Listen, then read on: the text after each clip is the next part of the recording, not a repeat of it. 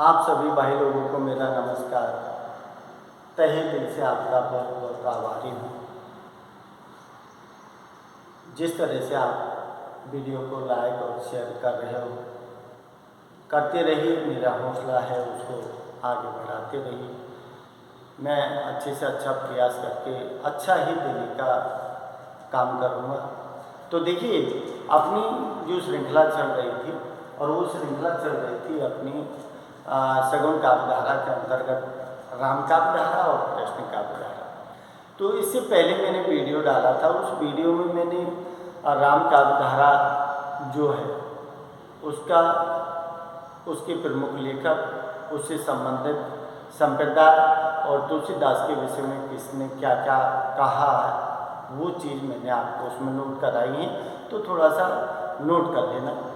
और देखिए, जिस तरह से भक्ति काल के अंतर्गत अपन कहते हैं कि भक्ति काल स्वर्ण काल का है, डॉक्टर जॉर्ज ग्रियर्सन ने नहीं क्या, तो क्यों कहा है? अरे उसमें कुछ न कुछ अच्छी चीज़, अच्छी विशेषताएं हैं, जब भी तो स्वर्ण काल कहा है, समझ लो आप। और भक्ति काल का सर्वश्रेष्ठ जो कवि है, जो राम काव्यधारा के प्रमुख प्रवर्तक के रूप में, वट वृक्ष के रूप में जाने जाते हैं, वो कौन है? गोस्वामी तुलसीदास जी। तो गोस्वामी तुलसीदास जो है वो उनके जीवन के विषय में आपने सुन रखा है कि 1589 बांदा जिले के राजापुर नामक गांव में दिखाया है। और मृत्यु जो है उनकी, उसमें लिखा है कि संवत 1680 गण के तीर श्रावण शुक्ला सप्तमी तुलसी तजो शरीर। तो मृत्यु के विषय में तो स्पष्ट लिखा है। 1589 में राजापुर गांव में बांदा जिले में पड़ता है, उत्तर प्रदेश में, वहाँ उनका जन्म हुआ है। और ये समय जो था वो कौन सा था? मध्यकाल का था। मध्यकाल का मतलब है अकबर के समकालीन कवि के रूप में इनको जाना जाता है। माता पिता आत्माराम दुबे और माता हुलसीबाई, बचपन के नाम जो था वो क्या था? राम भोला नाम है उनका। तो ये सारी जो हिंदी साहित्य के इतिहास में जो बहुत सारी काव्य जो रचा है उन्होंने, जिसमें रामचरितमानस एक मुख्य प्रबंधक और भारतीय लोगों के हृदय में वास करने वाला आदर्श ग्रंथ रचा है, जो सभी सम्मान के तौर पर उसको देखते हैं। तो मुख्यतः इन्होंने 12 रचनाएँ दी हैं, जिसमें आपको बर्वे रामायण और जो लिखा है कि कवितावली, कृष्णावली, दोहावली, नहीं क्या, ये सारे के सारे इन्हीं के द्वारा, जानकी मंगल, पार्वती मंगल, ये खंड काव्य है, नहीं कि गीतावली, कृष्णावली ये ब्रजभाषा में लिखित काव्य है, समझ लो। और रामचरितमानस जो लिखा है वो अवधी और ब्रजभाषा दोनों का ही मिश्रित रूप है। तो सबसे बड़ा योगदान वो किसका है? गोस्वामी तुलसीदास का है। और आपको उनके विषय में पहले से पता है कि तुलसीदास जो है वो काम वासना से अंधभक्त थे, इसीलिए वो पत्नी का पीछा करते हुए कहाँ पहुँचे? ससुराल पहुँचे। और ससुराल में जिस तरह से पत्नी ने उनको धिक्कारा, तो जिस तरह से उनको फटकार लगी है रत्नावली की, वही फटकार उनको इस पथ पर चलाने के लिए जिम्मेदार है। जो आज यहाँ गुरु का काम उनकी रत्नावली ने भी किया है, उन्हीं के वाक्यों को लेकर वो इस पथ पर चले हैं कि आज पूरे संसार में वो अजर अमर हो गए।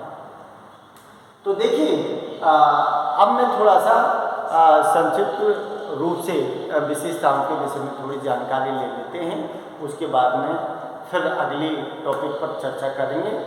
तो देखिए, राम काव्यधारा की विशेषताएं जो है उसके ऊपर अपन चर्चा कर रहे हैं। तो यहाँ क्या लिखा है? राम का स्वरूप। अरे राम का स्वरूप क्या है? उसमें क्या क्या शामिल है राम के स्वरूप में?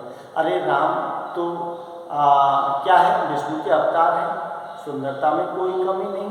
तो राम के स्वरूप जिसमें शील, शक्ति और सौंदर्य समाहित है। राम का स्वरूप कैसा है? जिसमें शील भी है, जिसमें शक्ति भी है और सौंदर्य है। तीनों चीज़ों का एक पुंज, एक समूह है राम का स्वरूप। क्या दिया है? शील का मतलब है आचरण। शील क्या है? आचरण। कि आचरण और शक्ति बड़े बड़े राक्षसों का संहार किया है। सौंदर्य विष्णु के स्वयं अवतार हैं, तो सुंदरता में तो कमी है नहीं। इसीलिए राम का स्वरूप शील शक्ति सौंदर्य का एक पुंज है, जिसको आधार मान के गोस्वामी तुलसीदास ने रामचरितमानस लिखा है।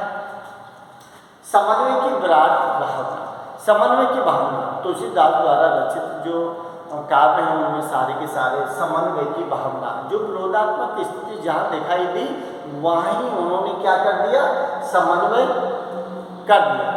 धर्म कर्म जो है, निर्गुण सगुण है, जो अमीर गरीब है, जो वेद जो पुराणों में जो इस तरह का वो दिया है कि जहाँ विरोध दिखाई दे वहाँ सारी चीज़ों में उन्होंने समन्वय स्थापित कर दिया, सामंजस्य स्थापित कर दिया।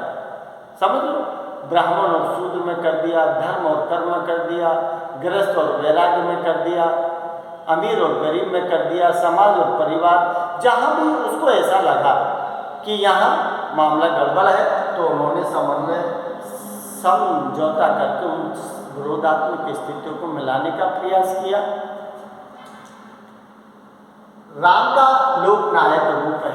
राम का लोकनायक, लोकनायक का मतलब है जो पूरे संसार का नायक है प्रभु श्री राम। राम को क्या माना है, पूरे संसार का नायक माना है, और उसी को आधार मान के रामचरितमानस की परिकल्पना की गई है, उसको रचा गया है तुलसीदास। क्योंकि तुलसीदास को आज के युग में वाल्मीकि के नाम से का जाना जाता है। तो राम का लोकनायक रूप है जो सबकी रक्षा करता है, परमपिता परमेश्वर है। समझ लो, जो राम के रूप में है, जो लोकनायक है, संसार की रक्षा करते हैं, तो लोकनायक के रूप में दिया है। तो जैसे दिया है कि तुलसीदास ने कहा है कि राम से बड़ो कौन मुँह से कौन छोटो, और राम से खरो कौन मुँह से कौन खोटो। क्योंकि प्रभु श्री राम लोकनायक है, तो उनसे बड़ा कोई नहीं है, मुझसे छोटा कोई नहीं, और उनसे खरा कोई नहीं है, मुझसे खोटा कोई नहीं। तो अपना उद्धार कराने की प्रेरणा भी उन्होंने राम के लोकनायक रूप से की है। मानवतावाद की स्थापना, मानवतावाद इसका मतलब कि जो मानव है वो सभी, चाहे वो किसी धर्म विशेष से है, लेकिन मानव मानव है। मानव की सेवा करना मनुष्यता है। समझ लो आप, तो मानव जो दिया है कि मनुष्य की सेवा करना ही, अपन कहते हैं कि नर नारायण, नर की सेवा नारायण की सेवा है। अरे नर के अंदर ही तो जीवात्मा है, जीवात्मा उसका अंश है, तो नर सेवा नारायण सेवा कहलाती है। तो मानववाद की स्थापना भी उन्होंने की है कि मानव सब बराबर है, कोई ऊंच नीच जात और धर्म जो है उनमें किसी तरह की कोई असमानता नहीं दिखाई है। नारी और शूद्र के प्रति दृष्टिकोण दिखाया है उन्होंने तुलसीदास ने। तुलसीदास ने नारी को, जहाँ एक तरफ सबरी जो निम्न वर्ण की है, निषाद जो निम्न वर्ण का है, उनके प्रति राम का प्रेम भी दिखाया है, लेकिन एक तरफ नारी के प्रति और शूद्र के प्रति ही दृष्टि जो हो ग्रहणात्मक, उस चीज़ को भी दिखाया है। तो जिसमें लिखा है कि लहुर गवार शूद्र पशु नारी, ये सब सकल ताड़न के अधिकारी। अब ताड़न, ताड़ना का जो शब्द है, इसका अर्थ लोगों ने अपने अपनी बुद्धि के अनुसार अलग अलग लगाया है। ताड़ने का मतलब है जहाँ डांट फटकार से लगाया है, ताड़ने का मतलब उद्धार करना भी होता है। समझ लो आप। लेकिन नारी के प्रति ही दृष्टिकोण देखा है। कबीर दास ने भी नारी को क्या है कि नारी की जहाँ परे अंदर हो भोजन, कब रात इनकी कौन गीत, जो नित नारी सन। यह आपको कृष्ण काव्यधारा के अंतर्गत मैं बताऊंगा, जो संत काव्यधारा के अंतर्गत आएगा ये। तो नारी और शूद्र के प्रति दृष्टिकोण उसको भी उन्होंने दिखाया है। आदर्श उन्मुखी काव्य, आदर्श उन्मुखी, अरे इस समय जो काव्य लिखे गए हैं, समझ लो आप, जो रामचरितमानस है वो अपने आप में एक प्रबंध काव्य है, आदर्श उन्मुखी काव्य है। आदर्श उन्मुखी काव्य क्यों है? अरे वो स्वयं शील शक्ति सौंदर्य के पुंज मर्यादा पुरुषोत्तम राम को आदर्श मान के उस काव्य की रचना की गई है, जिसको हम रामचरितमानस बोलते हैं जो सबके जन जन के हृदय में वास किया हुआ है।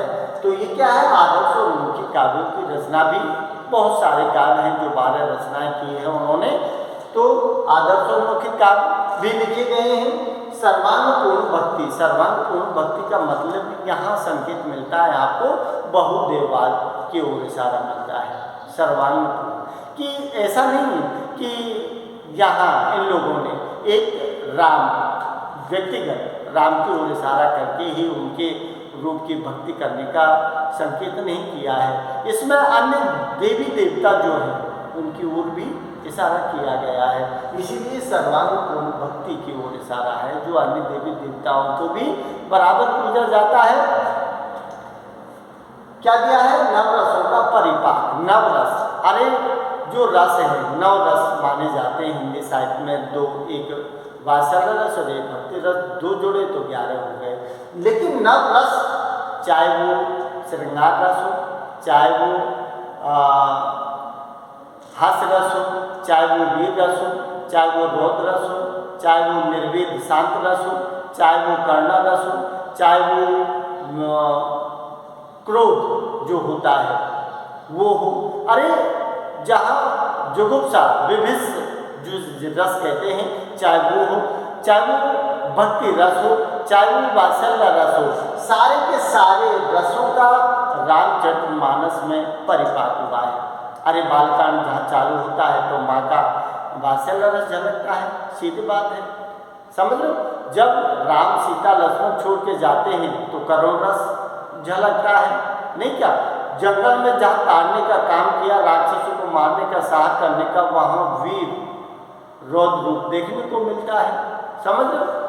तो सारे के सारे जो रस है उनका सबका परिपाक इसमें किया गया है। अवधी और ब्रजभाषा में रचना, अरे इस काल जो भक्ति काल है इसमें सबसे ज़्यादा जो काव्य रचनाएं हैं वो ब्रजभाषा में हुई है, समझ लो। लेकिन ये रामचरितमानस लिखी गई है अयोध्या के राजा रामचंद्र के जीवन पर आधारित है, इसीलिए अयोध्या की भाषा क्या है, अवधी। तो राम अवधी भाषा में लिखी है, कहीं कहीं उसमें क्या प्रयोग किया गया है, ब्रजभाषा का प्रयोग किया गया है। और अवधी ब्रजभाषा, रामचरितमानस अवधी ब्रजभाषा में लिखी है। और केशव दास की जो रामचंद्रिका है वो भी प्रबंध काव्य की श्रेणी में रखा है, जो किसमें लिखी है, ब्रजभाषा में लिखी है। जो दोहावली, गीतावली, कृष्णा जो गीतावली है ना, वो भी ब्रजभाषा में लिखी गई है। जानकी मंगल, पार्वती मंगल, वो सारे के सारे क्या है, वो भी खंड काव्य के रूप में लिखे गए हैं। तो यहाँ देखिए, यहाँ क्या लिखा है, मर्यादा आदर्शों की स्थापना। मर्यादा, क्योंकि जो हमारे प्रभु श्री राम हैं वो खुद मर्यादा की पालना करने वाले हैं। तो मर्यादा दिखाई देती है कि माँ बाप के बीच कैसा संबंध है, पति पत्नी के बीच कैसा संबंध है, भाई भाई के बीच कैसा संबंध है, समाज और घर परिवार के बीच कैसा संबंध है। तो मर्यादा आदर्श की झलक दिखाई देती है। माँ बाप के वचन के लिए अपने घर, राजमहल, वैभव विलासता को त्याग कर वो जंगल में चले जाते हैं। तो मर्यादा आदर्शों की स्थापना हमको रामचरितमानस में दिखाई देती है। लोकहित के साथ स्वांग सुखाय भक्ति, लोकहित के साथ, जो इस काल के जो कवि उन्होंने लोकहित अपने जो हित के लिए काव्य रचनाएं नहीं की है, उन्होंने कैसी की है, लोक मंगल काव्य रचना, लोकहित, लोक मंगल की, जिसमें लोग पूरे संसार के कल्याण की ओर इशारा किया है, विश्व के कल्याण की ओर इशारा किया है। तो लोकहित के साथ काव्य रचनाओं में लोकहित के साथ कैसा स्वांत सुखाय और एक दुखांत होता है। लेकिन यह क्या लिखा है, स्वांत सुखाय भक्ति, कि उन्होंने लोकहित के साथ साथ अपनी काव्य रचनाओं में स्वयं के सुख की भक्ति भी की है। अरे जब काव्य रचना करते हैं तो स्वयं को भी तो सुख का अनुभव होता है और उससे भक्ति भी हो जाती है। तो दोनों चीज़ों को साथ लेकर इस काल के कवि चले हैं। दास भाव की भक्ति है, दास भाव, दास भाव का मतलब है सेवक का भाव होता है। दास भाव जो गोस्वामी तुलसीदास हैं, उनकी भक्ति किस प्रकार की है? दास भाव की है, क्योंकि अपने स्वामी को वो लोग रक्षक रूप मानते हैं। समझ रहे हो आप? तो फिर दास भाव है। उन्होंने, आप जहाँ भी हनुमान जी को श्री राम प्रभु के साथ देखते हो तो हमेशा उनके चरणों में ही वो हाथ जोड़े वंदना करते हुए दिखाई देते हैं। तो उस सेवक का भाव दिखाया है, दास भाव है, दास है वो अपने प्रभु का, इसीलिए हमेशा उनकी सेवा में तत्पर रहता है। तो दास भाव की भक्ति है उनकी अलग अलग। सूरदास की सख्त भाव की है, मीरा की माधुर्य प्रेमा भाव की भक्ति है, कबीरदास की नाम स्मरण की भक्ति है। सब लोगों की अलग अलग भक्ति का रूप है। तो प्रबंध और खंड काव्य की रचना, तो प्रबंध जो काव्य है वो इस समय के जो कवि हैं उन्होंने लिखे हैं, जिसमें तुलसीदास का रामचरितमानस हो गया, केशवदास का क्या हो गया? केशवदास का रामचंद्र का हो गया। समझ लो आप?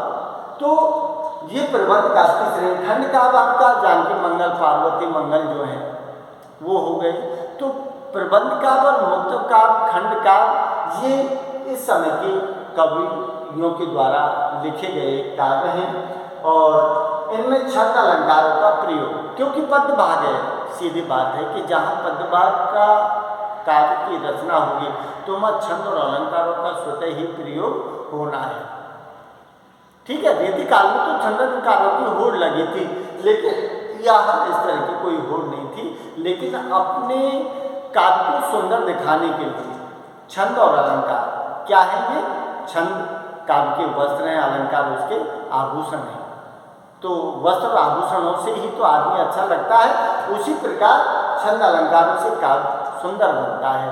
तो छंद, जिसमें आपने रामायण पढ़ी है, जिसमें पूरा का पूरा दोहा, छंद, सौरठा, समझ लो आप, ये सारे के सारे छंद दिखाई देते हैं रामायण में। अलंकारों की भरमार है।